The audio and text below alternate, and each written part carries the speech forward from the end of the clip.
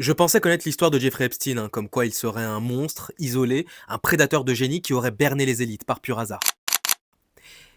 Et puis je me suis rendu compte qu'en fait, la réalité elle est plus dérangeante que ce scénario de film.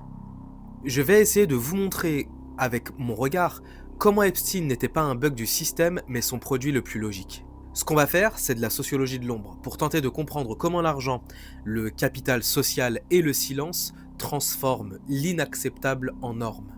Restez bien jusqu'à la fin, parce que si Epstein est aujourd'hui mort, les mécanismes qui l'ont créé, eux, sont toujours parfaitement en place. Bon, vous le savez peut-être, Epstein n'était ni aristocrate, ni un scientifique reconnu. C'était un ancien professeur de maths sans fortune. Et pourtant, il arrive à devenir très vite l'ami des milliardaires, des politiciens et des élites culturelles. Question, comment a-t-il réussi son coup? Réponse, le capital social. Dans certains milieux, le capital social, c'est-à-dire la valeur sociale des relations, vaut bien plus que tout diplôme. Epstein a compris que ce qu'il lui fallait, c'était un point d'ancrage. Et ce point d'ancrage, il va le trouver avec Leslie Wexner, l'ancien patron de Victoria's Secret. Sa rencontre avec Wexner a lieu au milieu des années 80 par l'intermédiaire d'amis communs. À l'époque, Wexner est un milliardaire solitaire et il recherche quelqu'un pour gérer sa fortune, mais surtout de quelqu'un qui ne fait pas partie du sérail classique des banques de Wall Street. Jeffrey Epstein, avec son assurance et son absence totale de scrupules, arrive à se rendre indispensable auprès de Wexner en devenant bien plus que son ami, il devient son confident. Ghislaine Maxwell, compagne et bras droit d'Epstein, est aussi la fille du magnat de la presse Robert Maxwell. Alors on pourrait faire une vidéo entière sur lui tellement le mec était partout, dans les médias, dans les services secrets, dans la haute finance, et qui a fini par mourir dans des conditions très mystérieuses, mais on va rester aujourd'hui en tout cas sur l'affaire Epstein. Quoi qu'il en soit, Ghislaine apporte à Epstein ce que l'argent de Wexner ne peut pas acheter, le carnet d'adresses de l'aristocratie britannique. C'est elle qui va faire le pont entre le New York des affaires et le Londres des privilèges. C'est-à-dire que, en fait, Ghislaine, elle sait parler, elle sait comment parler au prince, elle sait comment organiser un dîner, elle sait parfaitement comment rassurer les élites. Ensemble, ils forment une machine complète. Lui apporte le cash, elle apporte le prestige. Et c'est exactement là que le mécanisme va s'enclencher. Il faut comprendre un truc important.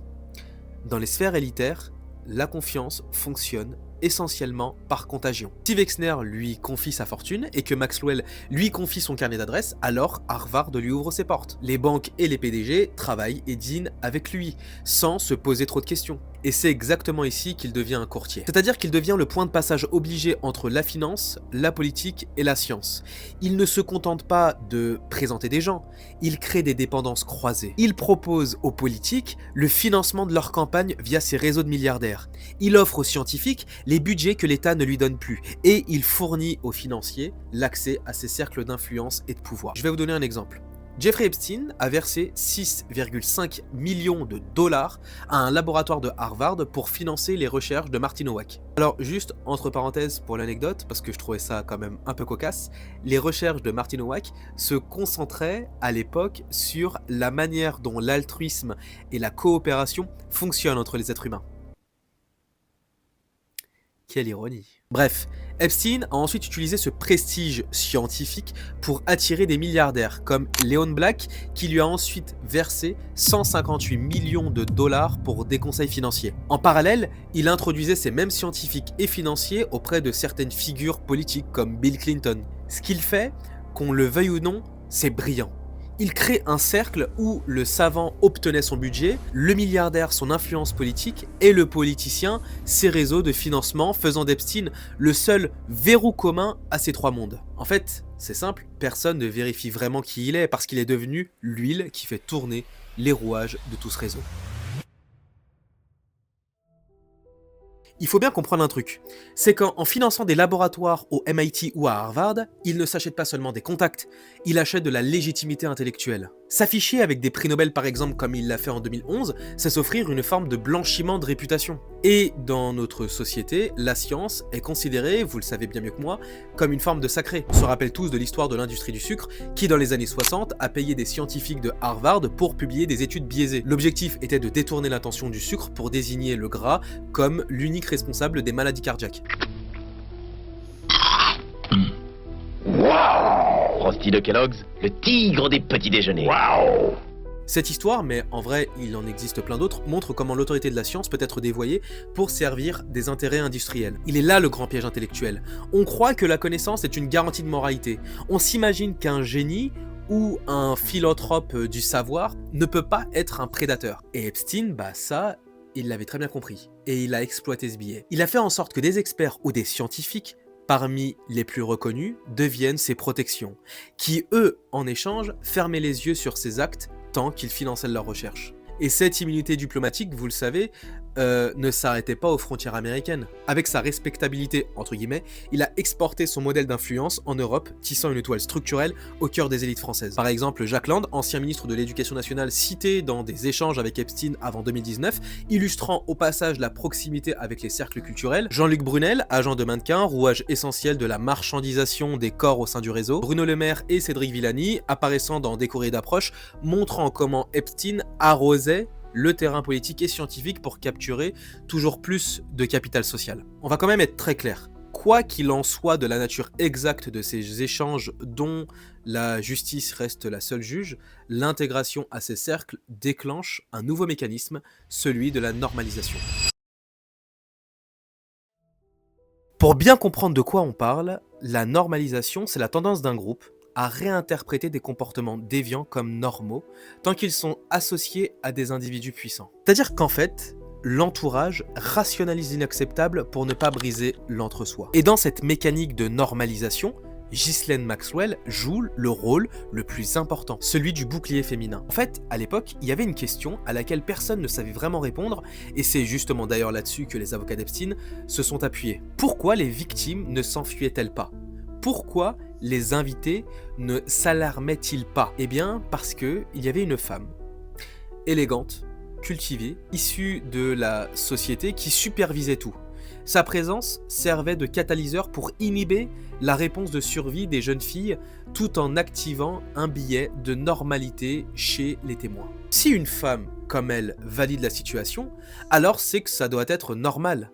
En fait, elle a utilisé son genre et son statut pour masquer la prédation derrière une façade de mondanité sophistiquée. Dans le réel, cette normalisation pouvait se voir par un silence acheté ou consenti.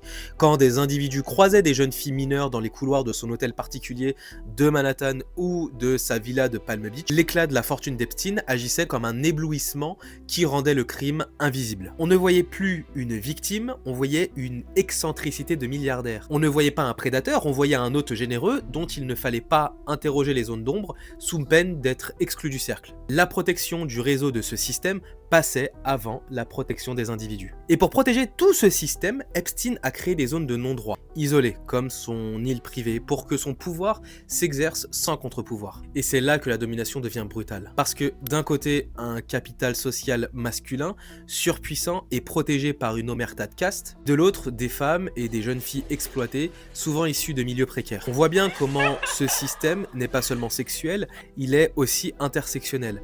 Il utilise la pauvreté des unes pour servir le plaisir des autres, tout en utilisant la richesse comme bouclier. Mais vous savez, je vais vous dire, ce système de silence, en réalité, c'est le même système de silence de Betaram qui a permis pendant des décennies de protéger des prédateurs en rendant l'institution religieuse, les notables locaux et les familles mutuellement dépendants les uns des autres du prestige de l'école et de la, entre guillemets, paix sociale. Chaque acteur est en fait complice involontaire du secret pour préserver l'institution. Je n'ai jamais été informé de quoi que ce soit de violence. Il se trouve que je ne savais pas. Si je ne savais pas, d'autres savaient. Jamais je n'ai entendu parler de violences graves et jamais je n'avais entendu parler de violences sexuelles. Je ne savais rien de Betaram. Et j'aimerais attirer votre attention sur quelque chose, parce que pour moi c'est important. Si le cas d'Epstein montre comment l'argent et le réseau peuvent servir de bouclier, il ne faudrait pas penser que ces violences sont l'apanage de ces cercles privilégiés. Parce que les violences sexistes et sexuelles ne connaissent pas de frontières de classe. Affirmer que c'est un problème d'élite corrompue, ce serait se rassurer à bon compte en disant que chez nous, les gens normaux, ça n'existe pas. La réalité est autre chose. C'est que les violences sexistes et sexuelles forment un continuum. Qu'elles se produisent dans un hôtel particulier de Manhattan, dans un bureau d'entreprise ou eh bien, dans un appartement, elles répondent à la même logique de domination. Par contre, ce qui change, ce ne sont pas les actes, ce sont les moyens de protection des agresseurs. Et indépendamment de l'origine, du compte en banque ou du diplôme, le système de domination elle-même, Epstein n'est pas un monstre isolé dans une tour d'ivoire. Il est le miroir grossissant d'une structure de violence qui s'exerce partout et tout le temps. Regarder Epstein, c'est pas regarder un fait divers d'un autre monde, c'est regarder ce qui arrive quand le pouvoir absolu rencontre l'impunité totale d'un système que nous n'avons pas fini de déconstruire. Epstein n'était pas un bug, il était simplement le miroir grossissant d'une violence qui s'exerce partout, des sommets de Manhattan jusqu'au silence de nos propres rues.